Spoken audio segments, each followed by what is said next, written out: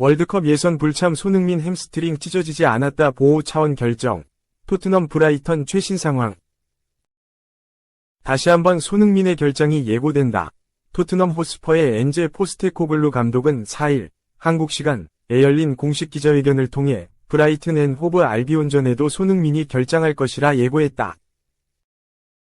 토트넘은 오는 7일 브라이튼의 아멕스 스타디움에서 열리는 2024에서 25시즌 잉글랜드 프리미어리그 7라운드 경기에서 브라이튼을 상대할 예정이다.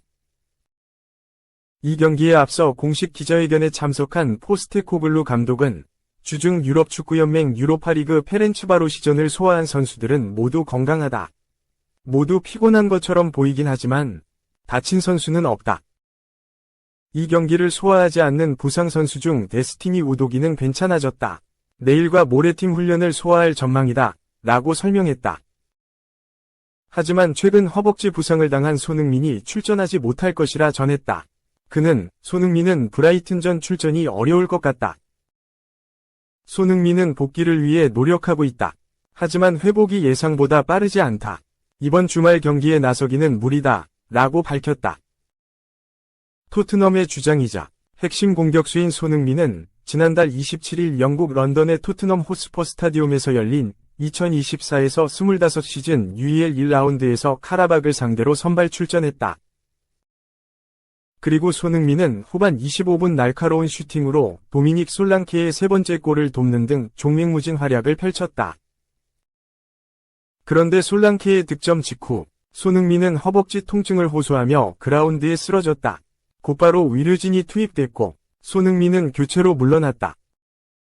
이후 토트넘이 밝힌 바에 따르면 손흥민의 부상은 심각하진 않지만 당분간 휴식이 필요한 것으로 알려졌다.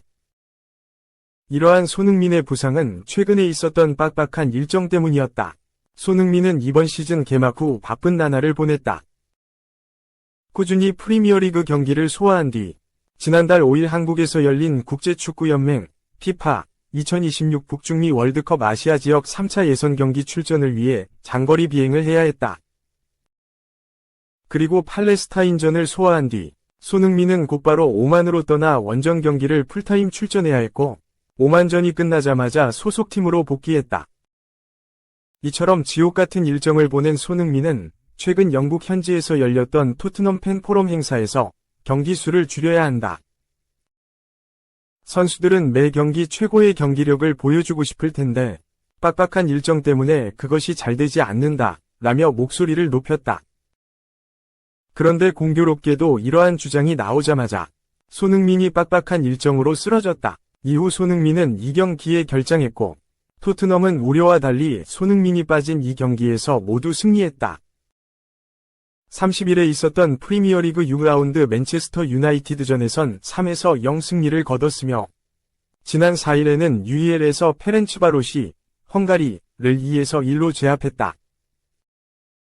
이처럼 기분 좋은 연승 행진을 달린 토트넘이지만 손흥민의 부상 회복이 더딘 상황은 아쉽다. 손흥민의 부상은 대표팀에도 영향을 끼칠 전망이다. 한국 축구대표팀의 홍명보 감독은 지난달 30일 10월 A매치 2연전에 나설 대표팀 명단을 발표했다. 이 명단에는 손흥민이 포함되어 있었고 곧바로 논란이 불거졌다. 명단 발표에 앞서 이미 손흥민은 토트넘에서 부상을 당한 상황이었다. 그렇기에 축구 팬들은 몸 상태가 좋지 않은 손흥민을 무리하게 뽑은 것 아니냐는 비판을 쏟아냈다.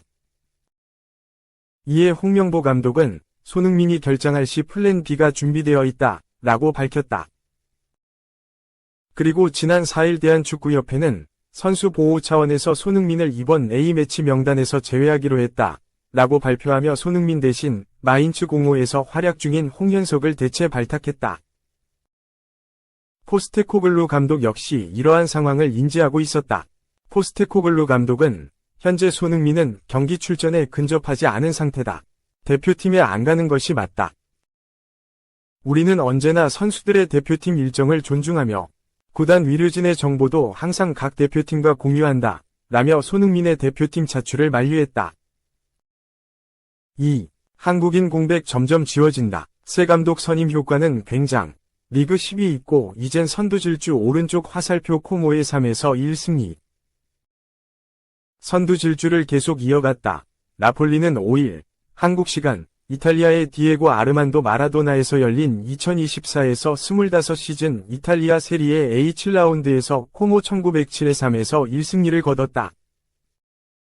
나폴리는 이날 경기 시작 후 26초 만에 터진 스콧 맥토미니의 나폴리 데뷔골로 앞서갔다.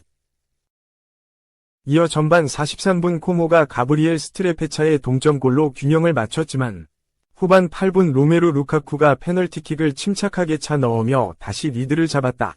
그리고 후반 41분에는 다비드 네레스가 쐐기골을 장렬했다. 또 다시 가볍게 승리한 나폴리는 코모전을 포함 5승 1무 1패로 단독 선수를 달리게 됐다. 지난 시즌에 비해 완벽히 부활에 성공한 모습이다. 조금씩 2022에서 23시즌의 모습이 돌아오고 있다. 나폴리는 해당 시즌을 앞두고 크바라츠엘리아와 김민재 등을 영입하며 전력을 강화했다. 그리고 당시 지휘봉을 잡고 있던 루치아노 스팔레티 감독은 강력한 공격 축구를 바탕으로 나폴리를 이탈리아 최강팀으로 만들었다. 결국 나폴리는 33년 만에 세리에 A 우승을 차지했다. 하지만 우승의 기쁨은 오래가지 않았다. 우승 직후 스팔레티 감독이 지휘봉을 내려놓았다. 이어 김민재가 바이에른 뮌헨으로 이적했다. 이처럼 전력 누수가 생긴 나폴리는 지난 시즌을 앞두고 리디 가르시아 감독을 선임했지만 그는 성적 부진으로 4개월 만에 경질됐다. 이후 나폴리는 왈테르 마짜리, 프란체스코 칼조나 감독을 연이어 선임하며 반등을 노렸지만 세리에 A 10위라는 초라한 성적을 거두며 디펜딩 챔피언의 위용을 잃어버렸다. 이에 나폴리는 이번 시즌을 앞두고 칼을 갈았다. 과거 인터밀란과 첼시 등에서 다양한 우승을 경험했던 안토니오 콘테 감독을 선임했다. 또한 인터밀란 시절 콘테 감독과 좋은 호흡을 선보였던 로메루 루카쿠를 영입해 그에게 힘을 실어줬다. 그 결과 나폴리는 현재 최고의 흐름을 탔다. 콘테 감독 영입 효과는 완벽한 효과를 발휘하고 있다. 게다가 이날 나폴리를 상대한 코모의 감독은 과거 첼시에서 콘테 감독과 선수로 한솥밥을 먹었던 세스크 파브레가스 감독이었다. 콘테 감독은 옛 제자에게 한 수를 가르치며 승점 3점을 가져왔다. 3. 단 3분 만에 경고 2장 오른쪽 화살표 레드카드. 메디슨 조롱했던 프랑스 MF. 심판 결정에 폭소. 지난 시즌 제임스 메디슨을 조롱했던 닐 모페가 퇴장 이후 폭소에 큰 주목을 받았다. 올림피크 드 마르세유는 5일 오전 3시 45분 한국 시간 프랑스 마르세유에 위치한 오렌지 벨로드롬에서 열린 2024에서 25시즌 프랑스 리그앙 7라운드에서 앙제 SCO 와일에서 1로 비겼다. 이로써 마르세유는 4승 2무 1패, 승점 14로 리그 3위에 머물게 됐다. 앙제의 악재가 발생했다. 전반 26분 릴리안 라올리소아가 올리세스 가르시아를 향해 살인 태클을 가했다. 라올리소아는 태클을 하면서 스터드를 그대로 들었고 가르시아의 무릎을 가격했다. 주심은 비디오 판독 VAR 이후 라올리소아에게 다이렉트 레드카드를 꺼내들었다. 마르세유는 수적 우위를 가져갈 수 있게 됐다. 그러나 단 3분 만에 이러한 계획이 무너졌다.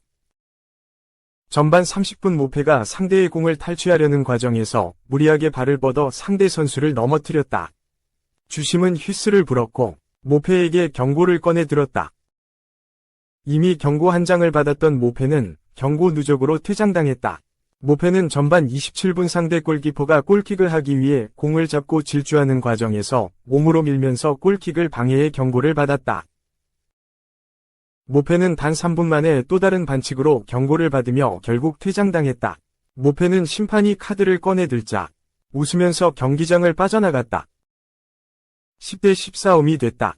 양팀은 동일한 숫자로 후반을 맞이했다. 먼저 마르세유가 웃었다. 후반 6분 조너선 로의 선제골로 리드를 잡았다. 하지만 앙제가 곧바로 승부의 균형을 맞췄다. 후반 9분 파리드 엘 멜라리가 동점골을 터뜨렸다. 결국 경기는 1에서 1로 마무리됐다. 모페의 기이한 행동은 하루 이틀 일이 아니다. 지난 2월 토트넘 부스 브렌트포드와의 맞대결에서 모페는 전반 15분 선제골을 터뜨렸다. 모페의 세리머니가 시선을 모았다. 모페는 지난 시즌부터 메디슨이 자주 했던 다트 세리머니를 펼치며 토트넘 팬들과 선수들에게 도발의 메시지를 던졌다. 경기 종료 후 메디슨은 모페와 짧은 대화를 나눴다. 잘 끝났다 며 언급을 피했다. 반면 모페는 내 경력 동안 메디슨보다 더 많은 골을 넣었고 강등은 더 적었다. 고 SNS에 게시글을 올리며 더욱 이슈를 모았다. 이후에도 모페는 칼을 갈았다. 결국 또다시 도발을 했다. 지난 6일 메디슨이 잉글랜드 대표팀 유로 2024 최종 명단에서 탈락하자 SNS를 통해 다트 세계를 들고 활짝 웃는 사진을 게재했다. 사건의 전말을 알고 있는 사람들은 당연 메디슨을 조롱하기 위한 게시글인 것을 알아차렸다.